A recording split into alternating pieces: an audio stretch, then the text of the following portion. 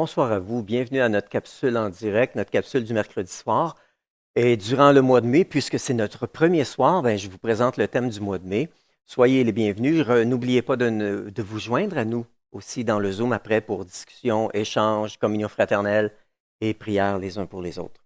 OK, donc nous sommes le premier mercredi du mois de mai et le thème que nous aimerions toucher dans le mois de mai s'intitule « Valoriser sa présence ». Qu'est-ce que ça veut dire? Hein? Valoriser sa présence, se concentrer sur sa présence, avec un terme plus anglais, focuser sur sa présence. J'aimerais vous remettre dans le contexte. J'ai remarqué souvent que dans notre contexte de vie, si nous n'avons pas été dans un environnement où l'amour est exprimé d'une manière libre, où l'intimité était recherchée, où la bonté et la bienveillance étaient manifestées d'une manière naturelle, si nous n'avons pas été habitués à ces choses-là, on ne va pas valoriser ces choses.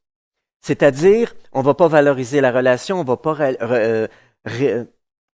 valoriser l'intimité. C'est comme si c'est des choses qui sont secondaires pour nous. Alors, on peut facilement nous contenter de vivre notre foi en nous efforçant de nous comporter en bon fils, en bonne fille du royaume de Dieu, et puis pour que Dieu soit content de nous, et nous contenter de ça. C'est exactement ce que le grand frère, dans la parabole du fils prodigue, c'est ce qu'il a fait. Il n'a pas développé d'intimité avec son père, et il lui reprochait toutes sortes de choses, alors que l'intimité était disponible. Tout ce que j'ai est à toi. Fais avec moi. C'est ce que le Père avait répondu. Donc, c'est possible de vivre notre vie chrétienne, d'accomplir toutes les choses justes, exactes, ce que Dieu nous demande, sans avoir d'intimité avec lui. Je ne sais pas si vous vous souvenez de la parabole ou cette histoire où Jésus dit qu'à la fin des temps, il va séparer les boucs des brebis. Et il va dire aux uns, éloignez-vous de moi, je ne vous connais pas.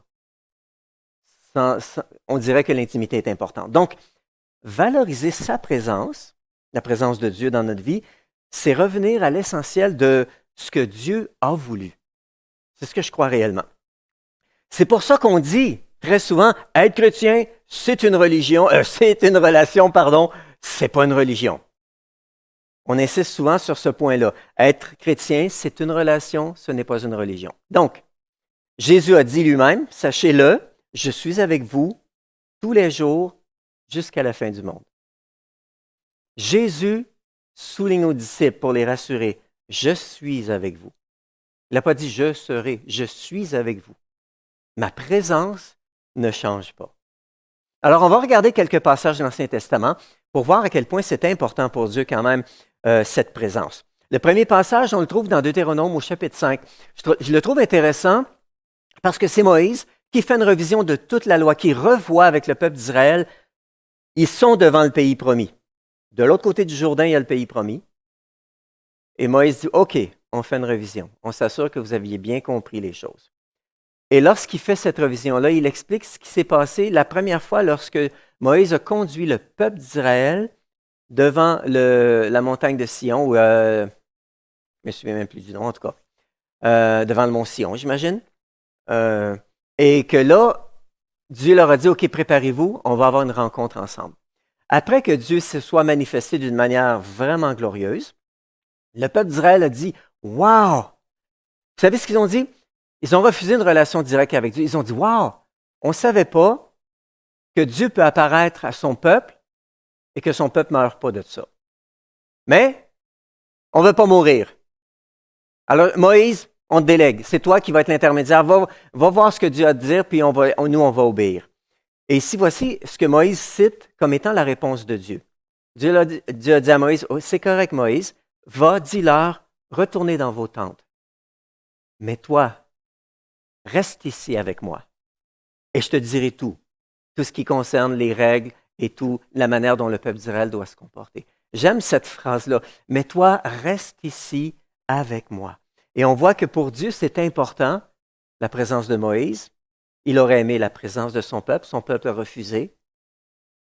Alors, il a dit, OK, Moïse, toi, reste avec moi. Et ça, c'était juste lorsqu'ils sont arrivés à la montagne. Je l'ai appelé la montagne de Sion, mais je ne suis même pas sûr que c'est ça. Le mont Sinaï, voilà, pardonnez-moi. On corrige tout. Le mont Sinaï. Un peu plus tard, lorsque Moïse passe un certain temps sur la montagne avec Dieu, environ 40 jours, lorsqu'il descend, il y a tout cet épisode du veau d'or. Le peuple décide de se construire un veau d'or. Moïse intercède et Dieu accepte l'intercession de Moïse. Il dit, OK, Moïse, levez-vous, j'envoie mon ange devant vous et moi, je n'irai pas avec vous. Et Moïse intercède encore une fois et Dieu lui répond, je marcherai moi-même avec toi. Parce que Moïse avait intercédé en disant, Seigneur, c'est ce qui nous différencie de tous les peuples de la terre. Nous avons un Dieu qui marche au milieu de nous. Donc, cette notion de la présence de Dieu, on la voit dès l'Ancien Testament. À Josué, lorsque Josué est devant la tâche de faire entrer le peuple d'Israël dans le pays promis, alors que Moïse n'est plus, Dieu, pour le rassurer, il lui dit, prends courage, je serai moi-même avec toi. Je serai moi-même avec toi. En réalité, tout ça a commencé dans le jardin. On va regarder quelques passages en rafale rapidement. Dans Genèse chapitre 3, verset 8, l'Éternel Dieu parcourait le jardin vers le soir. L'Éternel Dieu aimait avoir une rencontre avec Adam et Ève à tous les jours. À tous les soirs, ils marchaient ensemble dans le jardin. Donc, depuis le début, l'être créateur, Dieu le créateur de l'univers, marche avec sa création, avec ses enfants. Déjà dans Genèse 3, verset 8. Si on regarde un autre passage dans Psaume 37, on voit ici le cœur de Dieu pour son peuple. L'Éternel affermit les pas de l'homme et il prend plaisir à sa voix. Wow! C'est vraiment intéressant de voir ça. Il prend plaisir à sa voix. Si on continue, un autre passage dans Ésaïe 41 que j'aime bien aussi. N'aie pas peur, car je suis moi-même avec toi. Ne promène pas des regards inquiets, car je suis ton Dieu. Je te soutiens, je viens à ton secours. Et le passage continue. Et on voit dans ce passage-là quelque chose de vraiment intéressant. N'aie pas peur, car je suis moi-même avec toi. Donc, on voit que dès l'Ancien Testament, cette notion, Dieu a signifié à répétition qu'il allait être avec nous, avec son peuple, qu'il n'allait pas nous abandonner. Dans 2 Corinthiens 5, 19, on voit ici l'apôtre Paul qui résume l'œuvre de la croix. Et qu'est-ce qu'il dit? Dieu était en Christ et il réconciliait le monde avec lui-même. Vous connaissez la définition de réconcilier? Remettre d'accord, en harmonie, des personnes qui étaient brouillées. Et Dieu nous réconciliait avec lui. Et si Dieu nous réconciliait avec lui, c'est très simple. Ça veut dire que Dieu voulait rétablir une relation avec nous, avec ses enfants. Et c'est pour ça que Paul pouvait déclarer avec assurance, il pouvait dire ça avec une grande assurance dans 1 Corinthiens 3,16, « Ne savez-vous pas que vous êtes le temple de Dieu et que l'Esprit de Dieu habite en vous? » Hey, là, c'est encore, on va plus loin là maintenant. L'apôtre Paul est en train de dire Dieu n'est pas seulement avec nous, il a décidé, à travers l'œuvre qu'il a accomplie à la croix, à travers la réconciliation qu'il a établie, il a décidé de venir habiter en nous par son Saint-Esprit. Dieu habite en nous par son Saint-Esprit. Lorsqu'on parle de chercher Dieu, là, c'est une notion de l'Ancien Testament, puisque Dieu, à ce moment-là, Dieu était avec nous, donc Dieu nous accompagnait, tout comme Dieu pouvait se retirer, il pouvait retirer sa présence, ainsi de suite. Et on voit que dans le Nouveau Testament, il y a une notion complètement différente. Dieu habite en nous. Alors, il a un soupir. Il a une parole, il est là, à une intention de mon cœur, Dieu est là présent en moi et je peux en tout temps être avec lui. Il n'y a rien qui me sépare de lui. Il n'y a pas de distance.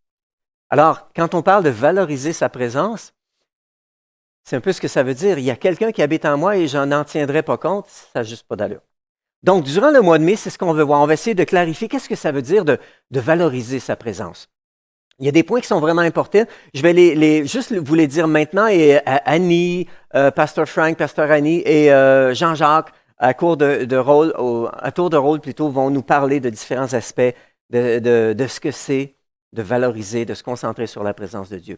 Premièrement, Dieu désire notre présence. On va voir ça au cours du mois de mai. Dieu désire notre présence. Il nous poursuit littéralement. Il a tout accompli. C'est lui qui l'a fait de son côté. On voit aussi que notre premier ministère, donc, est envers Dieu. L'apôtre Jean a dit, pour nous, nous l'aimons parce qu'il nous a aimés en premier. Donc, notre réaction, notre premier ministère est envers Dieu, c'est de l'aimer lorsqu'on réalise qui il est. Tout à coup, on a ce désir de le louer, de lui parler, d'être en communion, en relation avec lui. Un troisième aspect, la soif de sa présence va approfondir notre relation avec Dieu. Donc, on va voir comment cultiver cette soif de sa présence est un élément vraiment important pour approfondir, pour découvrir des aspects vraiment intéressants de cette relation avec Dieu. Puis le quatrième point qu'on va voir aussi, c'est que d'être conscient de sa présence, c'est un peu comme être conduit par le Saint-Esprit. Jésus l'a dit dans Jean chapitre 5, verset 30, « Je ne peux rien de moi-même. » Et il termine un peu plus loin cette déclaration en disant, « Je ne cherche pas à faire ma volonté, mais celle du Père. » Donc, Jésus, dans tout ce qu'il a accompli, il ne faisait rien de lui-même parce qu'il cherchait à accomplir la volonté de son Père. De cette même manière-là, être conscient de la présence de Dieu, donc c'est d'être conscient de ses goûts, de ses désirs et des impulsions ou des pensées qu'il va placer dans notre cœur pour nous diriger, pour nous permettre de parler de sa part, de bénir, d'encourager, ainsi de suite, à travers des paroles prophétiques, des paroles de connaissance, des paroles de sagesse, à travers différents dons du Saint-Esprit. Donc, on va être conduit par l'Esprit. Être conduit par l'Esprit, c'est très simple. Il n'y a rien de mystique. C'est d'obéir à la voix de l'Esprit.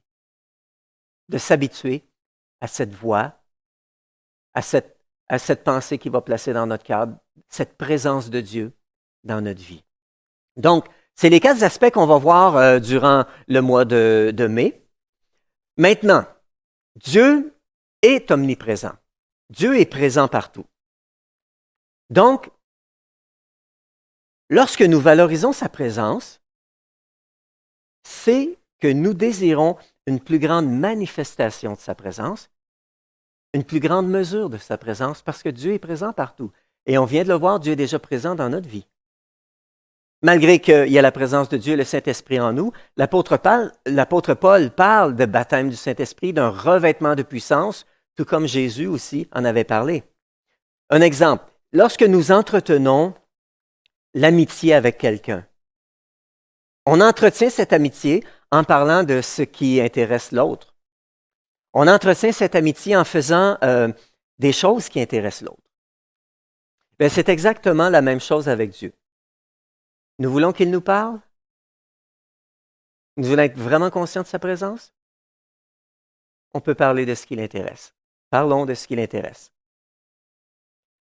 Un peu plus tard, lorsque Jésus avait cette discussion-là avec les chefs religieux, dans Jean 8, verset 39, il dit « Celui qui m'a envoyé est avec moi. » Voici ce qui continue. Il dit « Il ne m'a pas laissé seul parce que je fais toujours ce qui lui plaît. » Donc Jésus est en train de dire « Mon Père est avec moi. » Et une des raisons qu'il est avec moi, c'est qu'on est ensemble et je fais ce qui lui plaît. Je suis venu accomplir son œuvre, donc il est toujours présent et toujours intéressé à intervenir dans l'œuvre que je suis en train d'accomplir de sa part. Donc, on a à se poser ces questions-là en terminant, et on va terminer là-dessus. Qu'est-ce qui plaît à Dieu? Si on veut une plus grande part de sa présence, si on veut attirer son attention, son intérêt, qu'est-ce qui plaît à Dieu? De quoi aime-t-il parler? Et qu'est-ce qui l'incite à se manifester? Je crois qu'on a besoin de réfléchir autour de ces questions et j'aimerais qu'on puisse en discuter tout à l'heure dans le Zoom, qu'on puisse prendre un temps pour se poser ces questions qui sont vitales. Si on veut valoriser sa présence, à ce moment-là, on a besoin de prendre ses intérêts à cœur, on a besoin de découvrir, mais qu'est-ce qui plaît à Dieu? Qu'est-ce que vous avez vécu dans votre vie et qui vous a fait prendre conscience? Oh, il y a certaines choses qui attirent la présence de Dieu, l'attention de Dieu ou la manifestation de sa présence dans ma vie. Donc, qu'est-ce qui plaît à Dieu? De quoi aime-t-il parler? et qu'est-ce qui l'incite à se manifester. Sur ce, rejoignez-moi tout de suite dans le Zoom. Si vous aimez ces messages-là en passant, partagez-les. Partagez-les, c'est un moyen d'évangéliser, un moyen de communiquer la bonne nouvelle aux autres. Sur ce, que Dieu vous bénisse abondamment. On se rejoint tout de suite.